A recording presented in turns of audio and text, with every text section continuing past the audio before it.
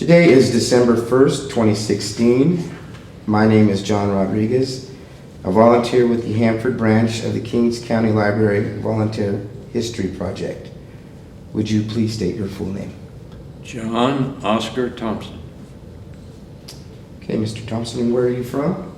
I'm from Fulton, Missouri. That's my hometown.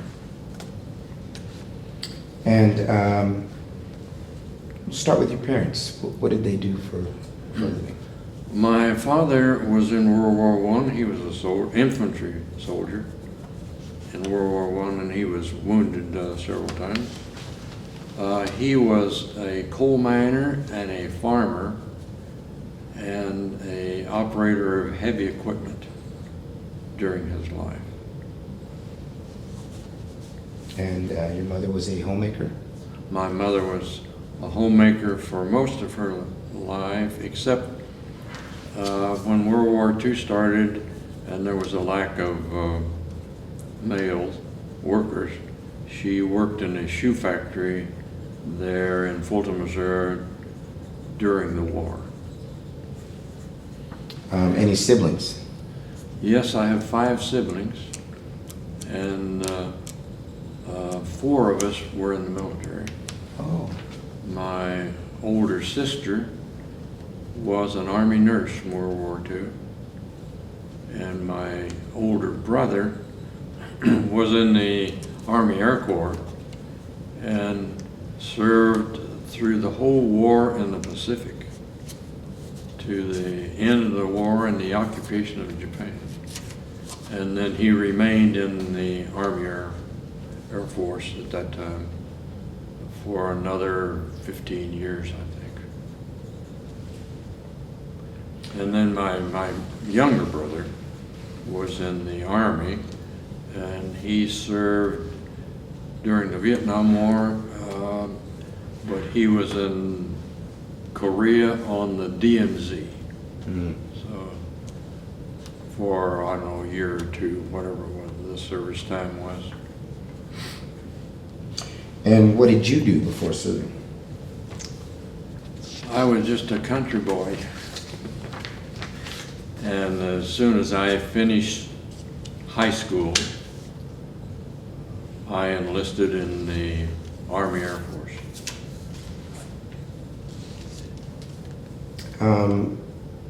And what year was that? That was 1947. What inspired that choice of branch? Well, my older brother was actually my mentor, and I always admired my older brother more than anyone else, and he was a great adventurer, and so I wanted to fly, and so I followed him into the Army Air Force. And how old were you? I was 17. 17. Yeah. Did your father have to sign anything for you to? That's pretty young. I really don't recall if they signed my papers or not, but I think they knew I was ready to spread my wings, so they didn't argue with me about it. You had a goal. Yeah, I had a goal, and fortunately in those days, the military, especially the Air Force, they would let you take tests for whatever you wanted to do. Mm-hmm. And if you passed the test, you were in. And so I did that. So it was, what was it, like an aptitude test? Yeah, yes it was. And so, as it turned out, I think my AGCT was 127, if I remember right. Let's talk about the boot camp experience. Oh, I enjoyed that, but it was a great experience. I was very lonely for a little while. I missed my family because I'd never been away from home before. Mm-hmm. But I couldn't wait to get to the point of using the guns, since I was a country boy and loved to hunt. And so I was anxious for that time to come along, and it finally did. Of course, I did well there, and it was 13 weeks at that time. Basic training? Yes. And I was there in San Antonio, Texas. So I enjoyed the trip down there and enjoyed being there and being able to see the Alamo, which I'd heard a lot about as a young person. And so I got to see that. They were not generous about letting you go to town. I only think they allowed us off the base 2 times in 13 weeks. So you were only afforded liberty twice? Twice, yeah. What was the service rifle that you used at the time? We used the carbine at that time, that 30 caliber carbine. And we also used the 45 automatic. And we used what we call the grease gun. That was a 45 caliber submachine gun. And so we fired all of them. And of course I never, we carried a 45 during the Korean War. I carried a 45 in a shoulder holster. Didn't have a chance to shoot it very often, but actually it was kind of in the way. Oh. For a flight crew, it was kind of in the way. I had brought that up because you had said you couldn't wait to fire off the guns, so I'm sure that was quite an interesting change for a country boy to go from what, I don't know, whatever you used, back home. Especially to have free ammunition.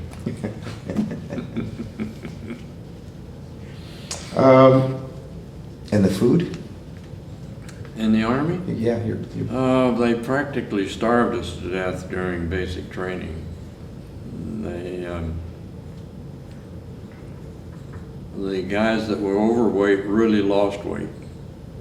And of course I just weighed 130 pounds, so I didn't lose any or gain any.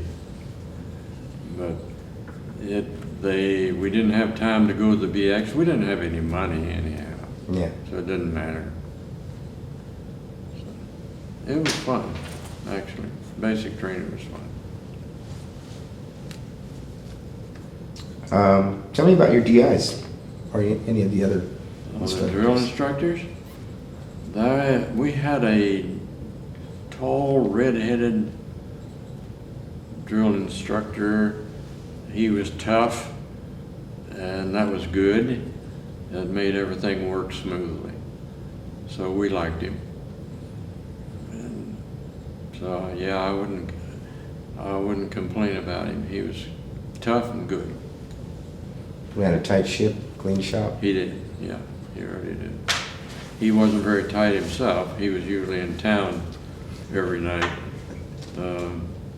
But he was always there in the morning.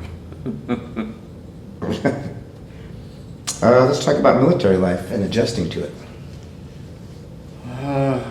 Well, other than the first few weeks, why, I had no problem adjusting to it.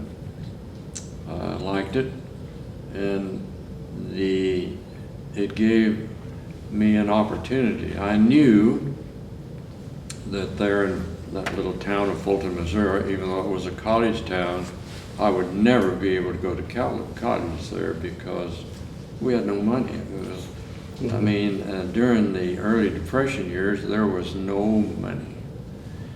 And so I knew that if I got in the military, I'd be able to go to school.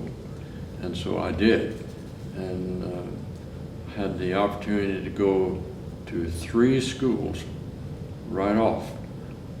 And that set the course of my whole career. The Army did it for me. What did you do on leave? When you, like, On leave? I know you had Oh, limited. go hunting. Go, really? Yeah, absolutely. Go hunting. Yeah, we lived on a farm in the country, way out in the country. So that was what we did for our pleasure, was hunt. Was there any specialized training? Yes, I had the chance to go to the A&E school, they called it at that time, which was 11 months. And then I left from there and went right straight to Chanutfield, Illinois. They call them fields in those days. And went to Instrument and Autopilot Specialist School. And then when I got overseas, I went to, they sent me up, the new guys always got the dirty jobs, you know. Right. But in my case, they sent me off to school again because they had to send somebody and nobody else wanted to go. And so I went to Engine Specialist School another 4 months. So I got almost 2 years of school. And what years was that? That was in 1949. And how long had you been active duty? At that time, I'd been in 2 years, almost 2 years. Yeah. I went from basic training right to the A&E school, and when I went from the A&E school right to the Instrument and Autopilot school, and then I went right overseas to Okinawa. And then when I arrived there, I hadn't been there very long until they sent me to Japan, to Tachikawa, to the Engine Specialist School. And I had got my first injury going to school there. Care to elaborate on that? Well, it was a case of no good deed goes unpunished. And they were loading a C-46 there. It was a school airplane. They were loading a C-46, and they put a huge crate through the door with a lifting machine. And it was raining a little bit, and the rain was blowing in the door, the big, huge cargo door. And they hollered at me, said, "Hey, Thompson, give us a hand here." They were trying to move it around inside. So I run up the ladder, and I was pushing on it, and the floor was slick because of the rain, and my feet shot out from under me. And I went out of the cargo door backwards onto the concrete. That was about 10 feet. Oh. And so I was injured. My back was injured. I landed sitting. And however, I didn't go to sick hall because I would have been moved to another class, you know. So I just. Did they give you light duty? Pardon? Did they give you light duty? No. You just. Well, when you're young, you're indestructible. Yeah. So you just knuckled down and. Yeah, just put up with it. Now, did you deploy before or during the start of combat operations?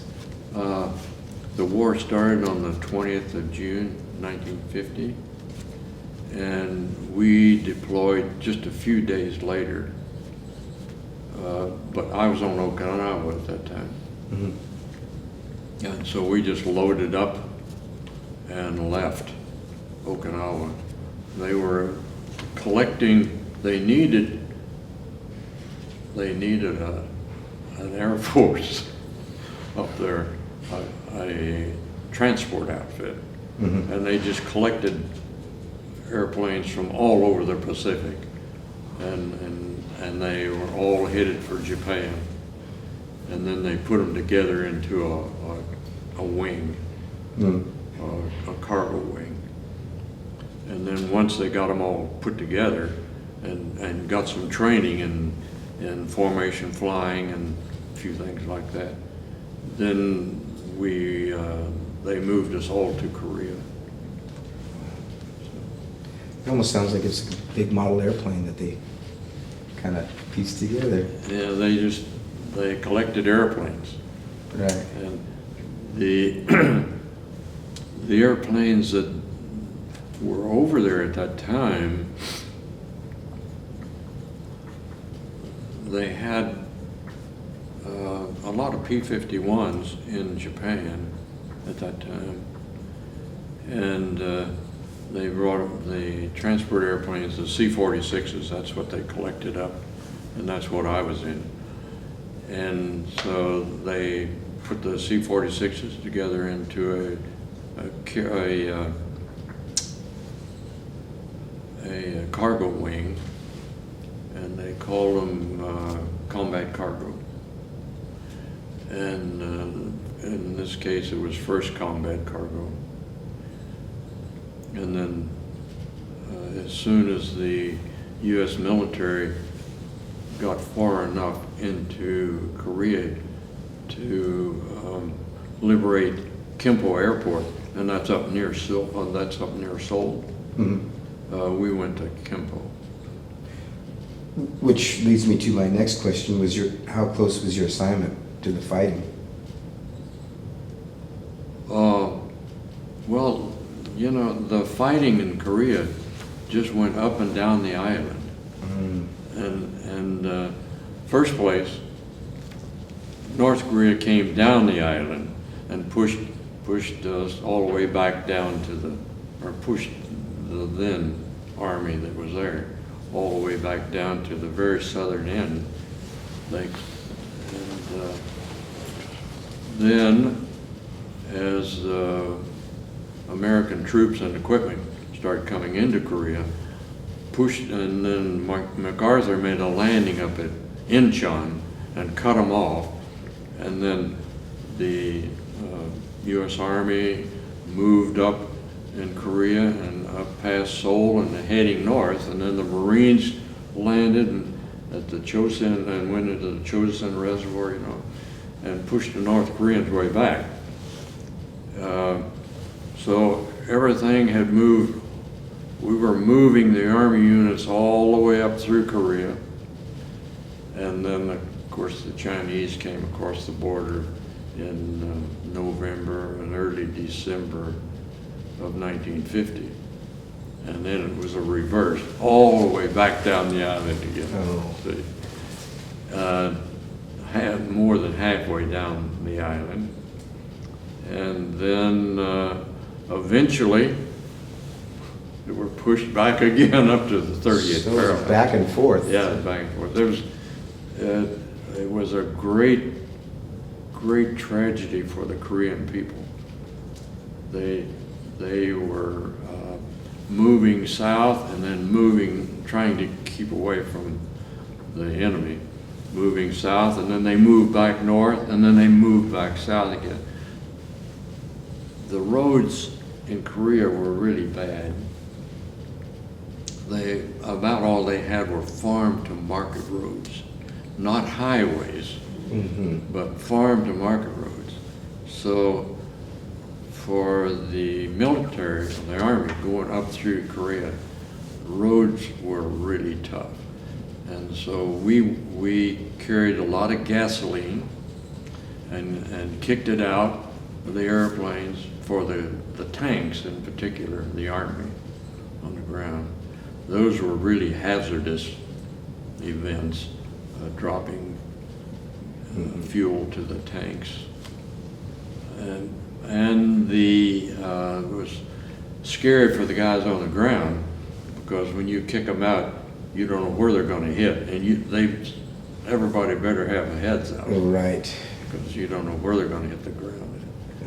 And of course, flying down the valleys there in Korea, the Koreans were really good about stringing cables across, because they knew what we were doing, you know, Right. stringing cables across the valleys, which didn't catch any of our airplanes, but it did catch a lot of the others. So roads was really a bad thing, and I recall just 100 miles of the forest being on fire, flying up and down the island from being bombed, and especially with napalm, burning day and night. And then the one road that was a north and south road, it was just totally full of civilians carrying all of their possessions, you know, on their back and pushing it with little carts and everything. It was a terrible tragedy. It's a sad sight. Really, really sad sight.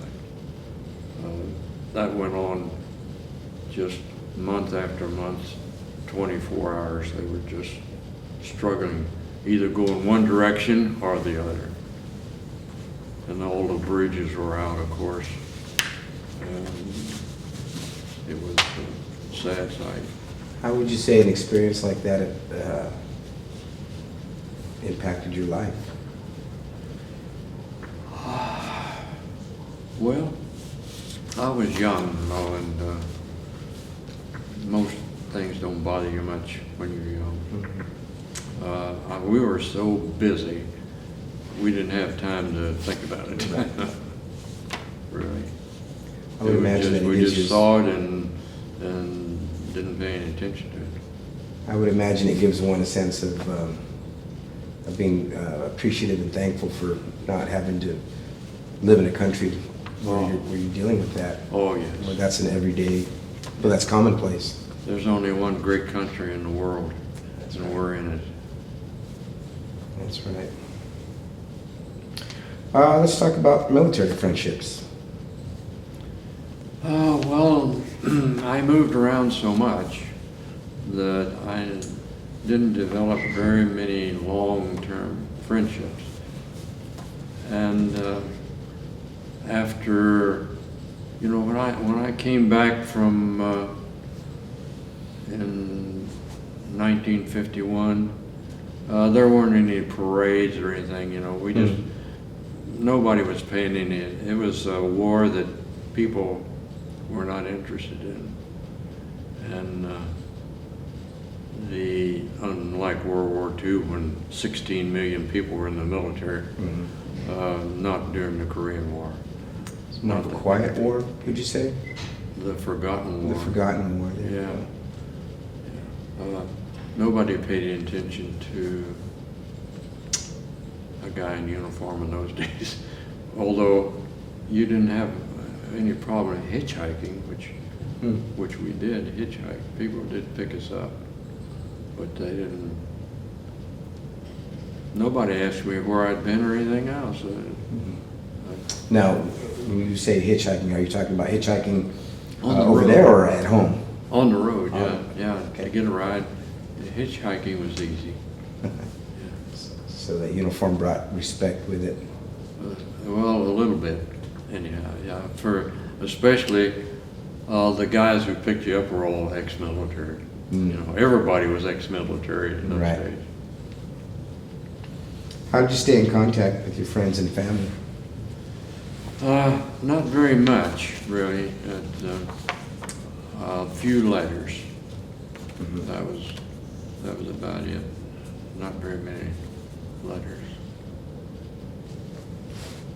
Do you have any specific memories about your service in Korea? I mean, one or two that really stand out? Looking back on my time in the military, it was a great adventure, really. And it set the course of my whole life. So I appreciate what the military did for me. It made a man out of me and taught me a lot.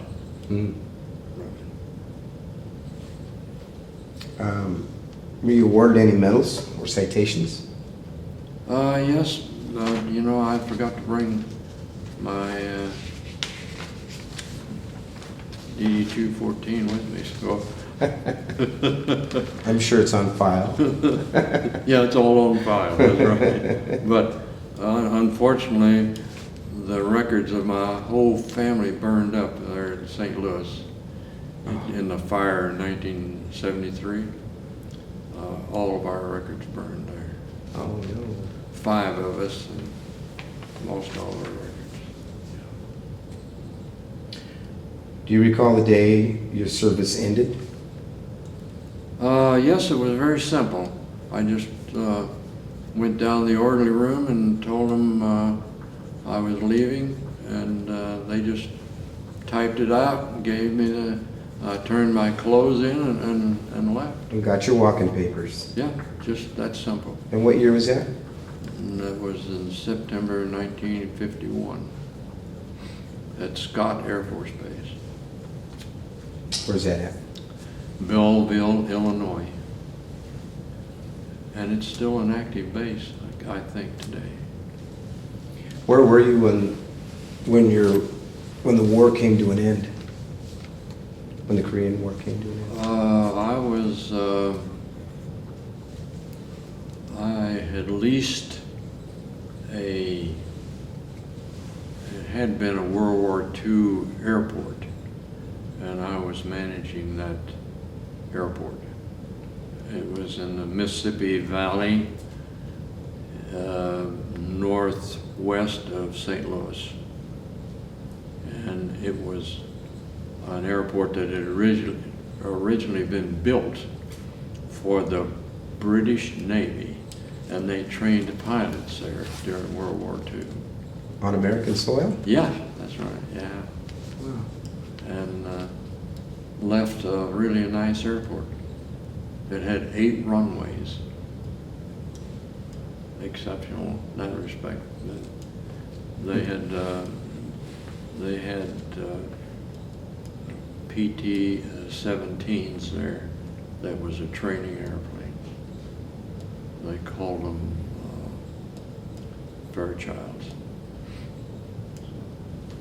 Can you describe the readjustment to civilian life? Well, looking back on it was difficult in that it wasn't orderly like the military. And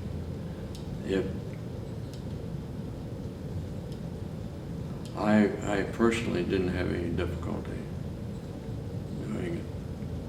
It was just another adventure. Did you find that you followed any of the same routines?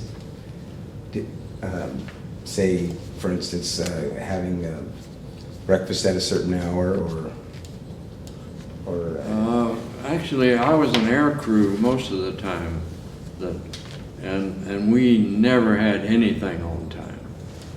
Air crews just have a very, very disorderly life. We never knew when we were going to eat, and never knew when we were going to sleep. It just was really a totally disordered life.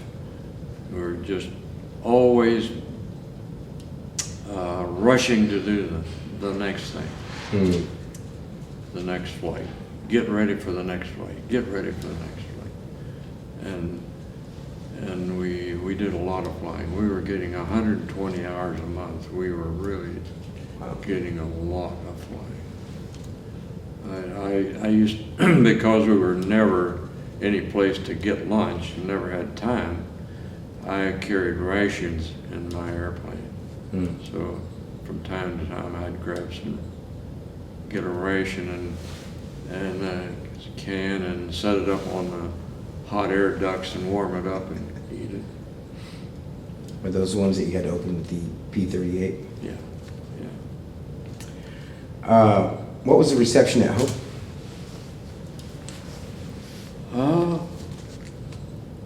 When I came back home? Yes. From the family or? From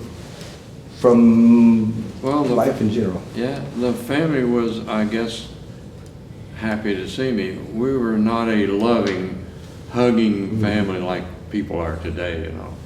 We were just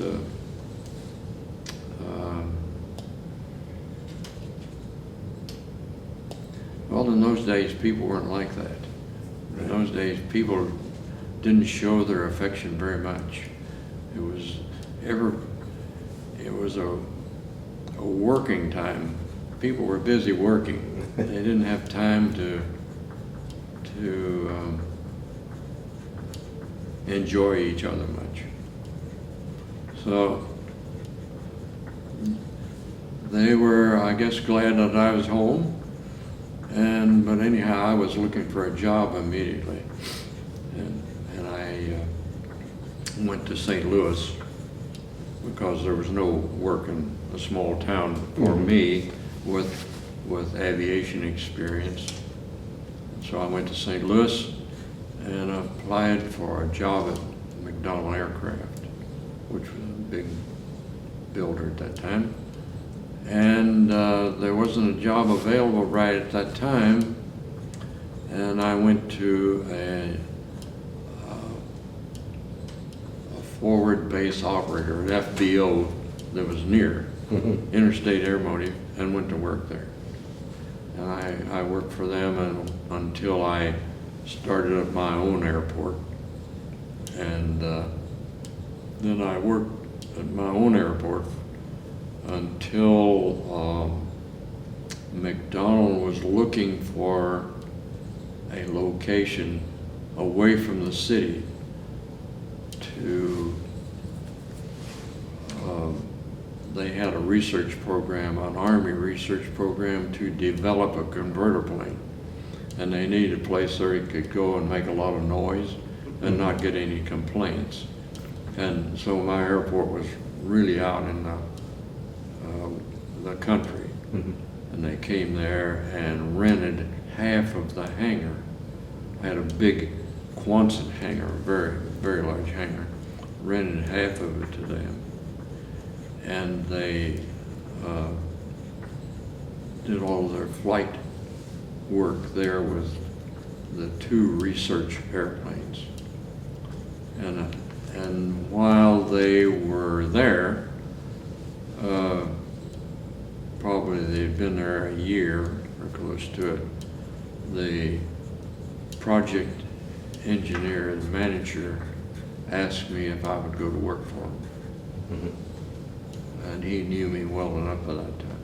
And I said, yeah, so I did. Is that how you started your career with the as a civilian? Yeah. I'm sorry, what was it? An advisor? Yeah. For 34 years, correct? Yes, that's right. So that started me with them, and then they just loaned me out to whoever. Right, so you were subcontracted. Yeah. Did you continue your education? Yes, I did. I went ahead and got 3 degrees. So, Did you use the GI Bill? I used the GI Bill. I was sorry I didn't use it more, but I just used it once for a couple of months because I needed needed to know how to weld. So I used it to learn welding, and that's the only time I used it. I had 3.5 years. I should have, used it all, but I didn't.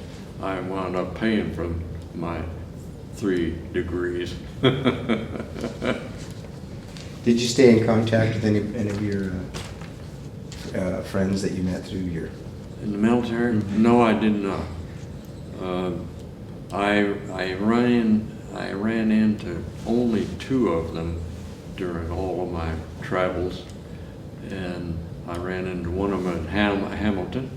He was a tech sergeant that I had worked with, and really a nice guy.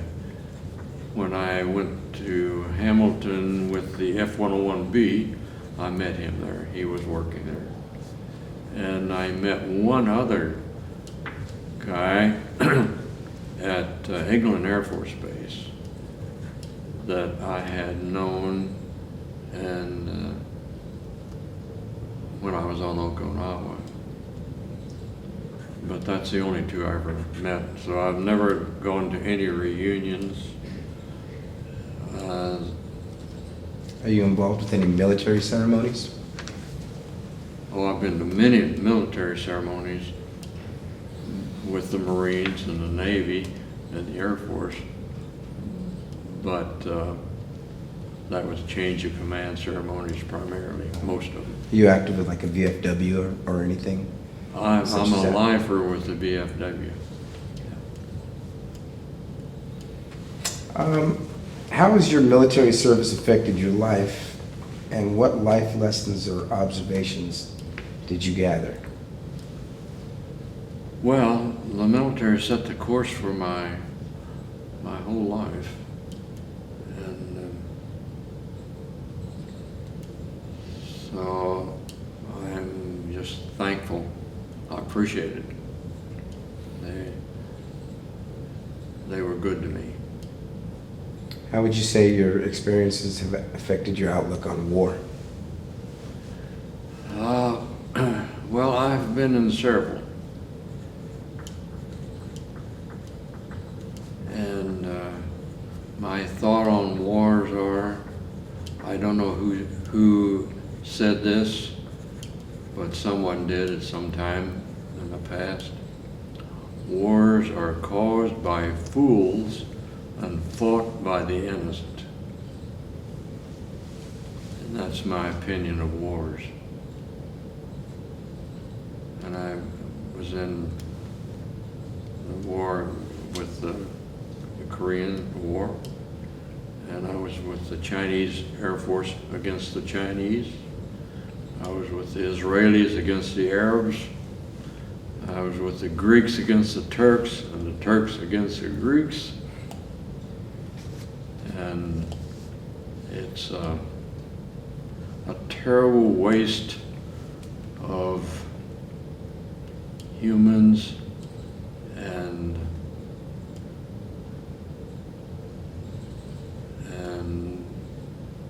everything that people do in life. It's a tragedy. It's man's inhumanity to man. There's a. And it's not going to change. Do you believe it's human nature to go to war? Yeah, we're a warlike species, and Satan is alive and well on planet Earth. Is there anything else you'd like to add that you brought? Maybe some pictures? Oh, well, probably nobody's interested. Oh, always.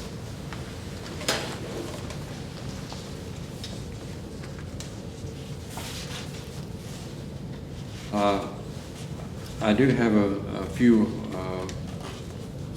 of my orders here Sure. that date clear back, and there's some leaflets that we threw out during the Korean War to hopefully get them to surrender. Do you know how to read or write in Korean? No, I don't. No, I don't. I have a Korean daughter. You have a Korean daughter? Yes. Well, I don't know if the camera is capturing that, but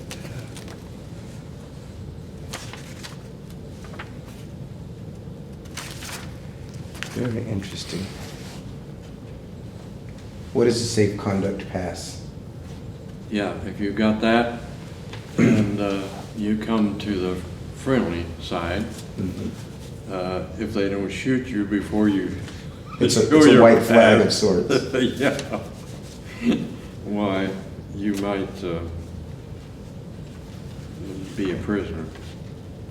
But I don't know if you want to show these. Sure, you can hold it up there Pictures or and not. kind of explain what's going on in this picture right here. That is 3 airplanes, and one of the airplane, actually there's 2 pilots still in the nose of that airplane. They have not been removed from it yet. The look upon these faces of these men says a lot. Yeah, there's the right engine off of my airplane.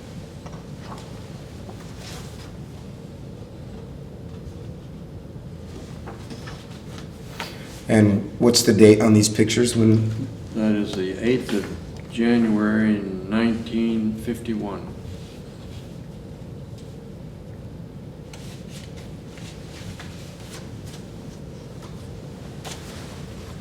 And this is kind of pictures of the day. And you took these pictures, correct? Yes. Wow.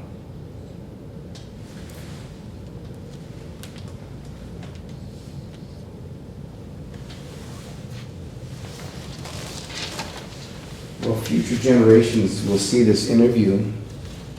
Is there anything you'd like them to know? No. All I can say it's been a great adventure, my whole life. So I can't complain.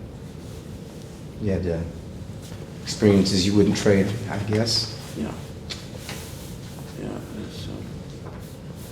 God has been good. Is there anything else you'd like to add? No, I don't think so. I have a great family.